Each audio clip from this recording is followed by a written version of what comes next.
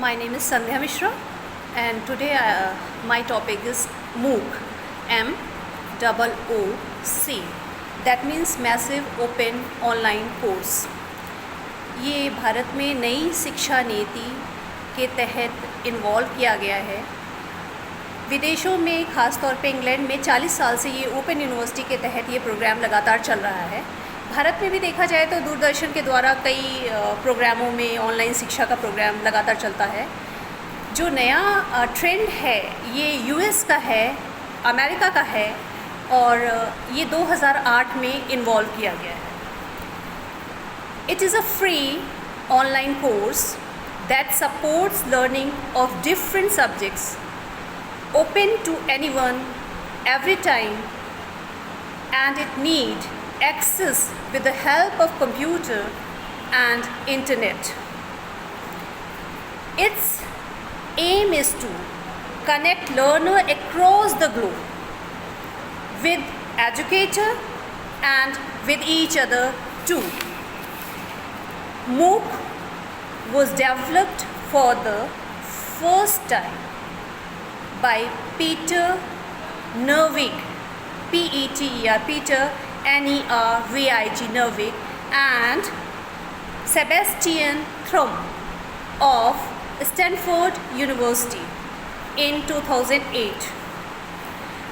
MOOC programme के तहत कई यूनिवर्सिटी, भारत की विभिन्न यूनिवर्सिटी, विभिन्न संस्थान इन्वॉल्व हैं जो कि ऑनलाइन कोर्स सिलेबस को इंटरनेट पे डाल रहे हैं, जिससे जो बच्चे क्लास नहीं भी अटेंड कर रहे हैं उन बच्चों को प्रॉपर फ़ायदा हो सके और लगातार उनकी वृद्धि हो सके, उनके डेवलपमेंट, उनके विकास में सहायक हो सके। MOOC जो मुख्य दो तरीके के होते हैं वो दो तरीके के MOOC हैं। MOOC, पहला स्मॉल सी लिखते हैं, फिर MOOC। MOOC कनेक्टिविस्ट, जो C word stand for connectivist. Massive open online course. ये कोर्स शिक्षक, जो एजुकेटर है, जो प्रोफेसर है, उनके साथ मिलजुल कर स्टूडेंट तैयार करते हैं। There is a joint development of the course with the help of a student and the professors, and in this some human interaction is involved. The second type of MOOC is X. X means Christmas tree for X. MOOC, XMOOC. X means extended massive open online courses. It is a specific type of course. ये syllabus cover करने के लिए हमारे संस्थानों द्वारा शुरू किया गया है। इसका एक पर्टिकुलर स्ट्रक्चर होता है और ये एक पर्टिकुलर रिक्वायरमेंट को फुलफ़िल करने के लिए पर्पस्ड होता है, बनाया जाता है। और ये ज़्यादातर सर्टिफाइड कोर्स या किसी इंस्टीट्यूशन के एक पर्टिकुलर प्रोग्राम के अंतर्गत बनाया जाता है। इसमें बहुत एलिजिबल प्रोफेसर्स और ये सब जो हमारे एजुकेटर हैं वो इन्वॉल्व होते हैं। These are specified course and are structured as per which the course must be finished. A student gets certificate after undergoing such courses. तो इन कोर्सेज़ को ध्यान में रखते हुए बनाया गया है जो सिलेबस कवर करते हैं। जो सिलेबस वर्ड है हम लोगों का वो खास तौर पे एक्सटेंडेड MOOC कोर्सेज़ के अंतर्गत कवर किया जाता है। MOOC कोर्सेज़ के अपने अपने एडवांटेजेस होते हैं, डिसएडवांटेजेस होते हैं, वो सब चीज़ों के होते हैं, चाहे ऑनलाइन हो चाहे ऑफलाइन हो, वो डिसएडवांटेज सब चीज़ों के होते हैं। MOOC कोर्स के भी कुछ एडवांटेजेस हैं, एडवांटेजेस और कुछ डिसएडवांटेजेस। लाभ और हानियों के बारे में हम थोड़ा सा डिस्कस करेंगे कि MOOC कोर्स के क्या क्या लाभ हैं। First of all, advantages of MOOC course. You can learn from your friends through a social networking site. आप अपने पीयर ग्रुप से, अपने दोस्तों से, अपने सहपाठियों से भी लर्न कर सकते हैं, पढ़ सकते हैं। अगर आप नेटवर्क के किसी भी सोशल टर्म से आप जुड़े हुए हैं तो आपकी स्टडी आप कंप्लीट कर सकते हैं with the help of these sources. The second one is access to the course is free of cost. ज़्यादातर MOOC कोर्सेज़ जो कि बहुत एडवांस ना हो, जो एक नॉर्मल सिलेबस कवर करते हैं, वो फ्री ऑफ कॉस्ट होते हैं। आप कभी भी किसी भी समय कैसे भी उन मूक कोर्सेज़ को ज्वाइन कर सकते हैं। मूक कोर्सेज़ कवर करने के लिए आपको कोई कॉस्ट नहीं देनी होती है। हाँ, आपके पास नेट डेटा होना चाहिए, उस डेटा का उपयोग करते हुए आप ये कोर्स को कवर कर सकते हैं। तीसरा जो उसका एडवांटेज है वो है material is advocated bye top professors. मूक कोर्सेज़ का जो ऑफिशियल बैकग्राउंड होता है या जो बहुत टॉप क्लास मूक ऑपरेटर्स होते हैं वो बहुत एलिजिबल प्रोफेसर्स, एजुकेटर्स और उनके जो कंप्यूटर एलिजिबल प्रोग्रामर्स होते हैं उनकी सहायता से वो कोर्स डेवलप किया जाता है और वो कोर्स ऑनलाइन विभिन्न प्लेटफॉर्मों पे हम उपलब्ध हो सकता है, जो कि हम इंटरनेट सर्च के द्वारा से उसको कनेक्ट कर सकते हैं। और वो कोर्स का एडवोकेट करती हैं। एडवोकेट का मतलब है कि कई प्रोफेसर्स इसको रिकमेंड करते हैं कि हम मूक कोर्सेज़ को ऑनलाइन एक्सेप्ट करें और मूक कोर्सेज़ को विभिन्न सिलेबस में कंटिन्यू करें, चलाते रहें। Allow you to learn different languages.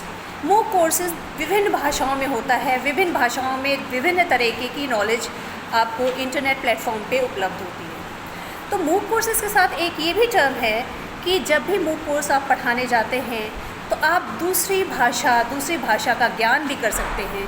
दूसरी भाषा का ज्ञान करने के लिए आपको विभिन्न प्रदेशों में जाना या किसी और भाषा में एडमिशन लेना ये ज़रूरी नहीं होता है।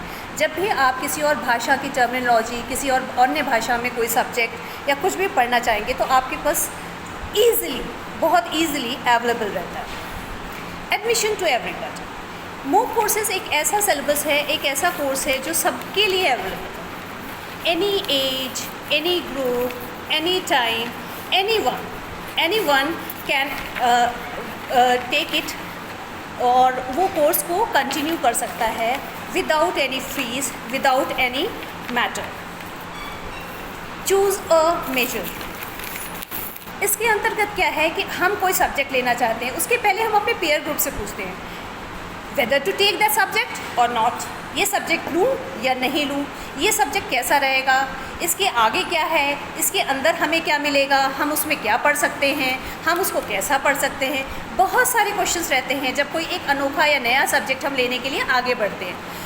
तो मूक सिलेबस के अवेलेबल रहने से हम उन सब्जेक्ट्स के को गो थ्रू कर सकते हैं, उन सब्जेक्ट्स को देख सकते हैं। जब उन सब्जेक्ट्स को हम देखेंगे तो हमें ये पता चलेगा कि आगे वो सब्जेक्ट हम ले या नहीं ले।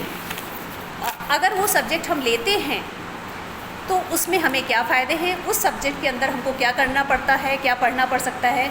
तो बिना बुक को ख़रीदे वो सिलेबस हमें इंटरनेट पे अवेलेबल रहता है और we can take that subject after reading the content and the syllabus to check how interesting is the subject is, so the student beforehand can study and decided to choose the subjects. ये कुछ लाभ हैं, कुछ जो हमें मूक से मिलते हैं, जो कि मुख्य लाभ हैं। इसके अलावा डिसएडवांटेजेस बहुत हैं। डिसएडवांटेजेस ये है कि हमारा ह्यूमन टू ह्यूमन रिलेशन नहीं है। अगर हम इंसान हैं तो इंसान सोशल टर्म्स में बने हैं। सोशल टर्म्स में हमारा इंटरेक्शन एक दूसरे से होता रहा, एक दूसरे से चलता रहा, इस ढंग का इंटरेक्शन होता है।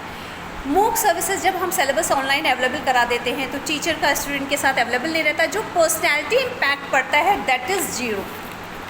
आपका पर्सनैलिटी इम्पैक्ट स्टूडेंट पे नहीं पड़ पाता और ये मुख्य डिसएडवांटेज है, जो कि ये माना जाता है कि ह्यूमन इंटरेक्शन बहुत मिनिमम हो जाता है मूक कंटेंट में।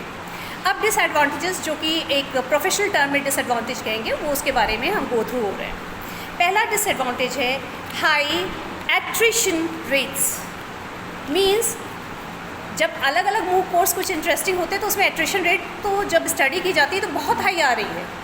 तो ये होता है कि ये सक्सेसफुल है, लेकिन जब बहुत ध्यान से देखा जाता है तो एट्रिशन रेट कम होता है, क्योंकि पीयर ग्रुप एक दूसरे से कोहेरेंट होते हैं। स्टूडेंट एक स्टूडेंट दूसरे स्टूडेंट को बताता है और वो स्टूडेंट डिसअपीयर हो जाते हैं फ्रॉम द फॉलोइंग कोर्सेज और वो सर्टिफिकेशन पूरा नहीं करते। तो उनके पास है कि हमें अवेलेबल है, हम आज नहीं कल नहीं परसों नहीं कर देंगे, तो इसलिए अटेंशन जो पॉइंट है वो उनका मिनिमम हो जाता है। Not completing the course because they don't value it इसके अलावा उसमें वो फ़ीस नहीं देते हैं। जब किसी चीज़ को आप पे नहीं करते तो आप उसकी वैल्यू नहीं समझते हैं। ये हमारा नेचर है, एक ह्यूमन नेचर है कि हमने उसको पेमेंट नहीं दिया तो हम उसकी वैल्यू नहीं समझेंगे। जब हमें उसकी वैल्यू नहीं पता चलेगी तो हम उसमें अटेंशन कम पे करेंगे और हमें उसका पूरा बेनिफिट नहीं मिलेगा। Next point it not meant for student with disabilities. कई डिसेबिलिटीज़ ऐसी होती हैं जिनको human interaction, human support, human judgement ये सब चाहिए होता है, ह्यूमन एवेलुएशन, ह्यूमन सिंपैथी ये सब चाहिए होता है। एक एम्पैथेटिकल एटमॉस्फेयर में वो ये चीज़ नहीं कंटिन्यू कर सकते। जैसे एक ब्लाइंड स्टूडेंट है, हाउ कैन ही और शी कैन रन हिज और हर सिलेबस थ्रू अ मूक कोर्स। आप एक ब्लाइंड स्टूडेंट के लिए मूक कोर्स को कैसे उसको अवेलेबल करा सकते हैं, कैसे उसको वाजिब बता सकते हैं? बिल्कुल नहीं बता सकते। मूक कोर्स के लिए आपका हैंडीकैप्ड ना होना कुछ बेहतर रहता है और ये माना जाता है कि आप में एक्सेस एबिलिटी होनी चाहिए, मिनिमम सेंसेस की इनएबिलिटीज़ नहीं होनी चाहिए आप में। इसके बाद नो स्पेशल अटेंशन। कोई स्टूडेंट किसी पर्टिकुलर प्रॉब्लम में वीक है, जब हम ह्यूमन टू ह्यूमन इंटरेक्शन करते हैं तो हम उस पर ख़ास तौर पे ध्यान देते हैं कि हाँ ये स्टूडेंट वीक है, इस पर हमें ख़ास ध्यान देना है, इस स्टूडेंट का ये प्रॉब्लम है, इस स्टूडेंट की राइटिंग नहीं अच्छी है, इस स्टूडेंट का ये अच्छा नहीं है, इस स्टूडेंट की ग्रामर नहीं अच्छी है। लेकिन मूक सिलेबस हमने अवेलेबल करा दिया है तो हम उस क्वेश्चंस को कैसे फेस करेंगे? वो राइटिंग या हैंड राइटिंग या एवरीथिंग हम कैसे उसको सुधार सकते हैं? हम उसको सिस्टमेटिक कैसे बना सकते हैं? वो एक बार पढ़ लेगा, कोई चीज़ पढ़ के एक बार में कोई सिस्टमेटिक नहीं हो सकता। तो मूक कोर्स का एक ये भी बहुत बड़ा डिसएडवांटेज है कि हम लूप होल्स को देख नहीं पाते, आप सुपरविजन उसका अच्छे ढंग से नहीं कर सकते।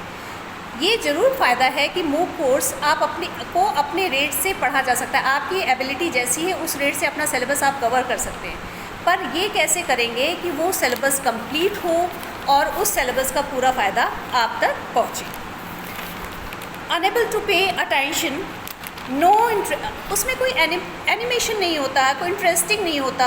और अगर लेंदी वीडियो है, आपने इंटेलेक्चुअल वीडियो बना दिया, तो यहाँ तक कि जो इंटेलेक्चुअल पीपल है वो भी इंटेलेक्चुअल वीडियोस नहीं पढ़ते अगर उसमें कुछ एनिमेशन, पिक्चर्स एंड एवरीथिंग जो कि हमें इंटरेस्ट क्रिएट करती है एक फ़िल्म देखने में, एक एपिसोड देखने में, एक ड्रामा देखने में, वो हमको कैसे मिलेगा? तो हमको वो बिल्कुल नहीं मिलता। हमें एनिमेशन वगैरह के अलावा अगर अटेंशन पे करनी होती है तो हमें बहुत मुश्किल होती है उस अटेंशन को कंटिन्यू रखने में। तो हमें ये ध्यान रखना है कि जो हमारे स्टूडेंट हैं उनका अटेंशन बराबर रहे। तो हम अपने मूक कोर्सेज में कैसे सुधार कर सकते हैं, क्या उसमें अवेलेबिलिटी बढ़ा सकते हैं, उन स्टूडेंट्स का कैसे इंटरेक्शन बढ़ा सकते हैं और उन स्टूडेंट को जो उनके लूप होल्स है उसको कैसे पकड़ा जा सकता है। इसमें सिर्फ ये होता है कि हम ये कहते हैं स्टूडेंट से कि आप ब्राउज़ करिए, अपनी लिमिट तक वो लोग ब्राउज़ करते हैं और उन कोर्सेज़ को कवर करते हैं। और इसमें साइन अप करने की और स्टार्ट करने की कोई लायबिलिटी नहीं होती, कोई एज लिमिट नहीं होती है। तो आप जब मन चाहे तो आप ज्वाइन कर सकते हैं, जब मन चाहे तब छोड़ सकते हैं। ये इसका कॉन्स है, प्रॉस तो बिल्कुल नहीं है अकॉर्डिंग टू मी।